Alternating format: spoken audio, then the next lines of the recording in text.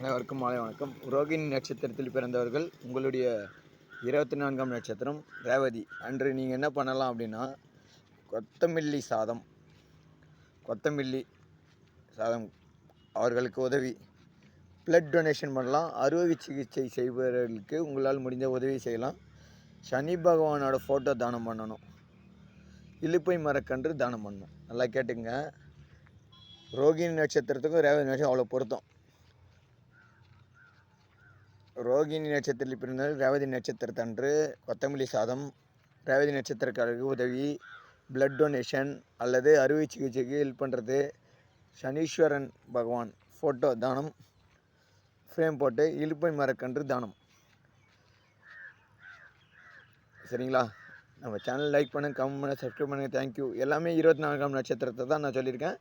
நீங்கள் இயக்க வேண்டிய நட்சத்திரமும் சொல்லியிருக்கேன். நீங்கள் அதை செய்யுங்க, நல்ல பலன் கிடைக்கும். நன்றி, வணக்கம்.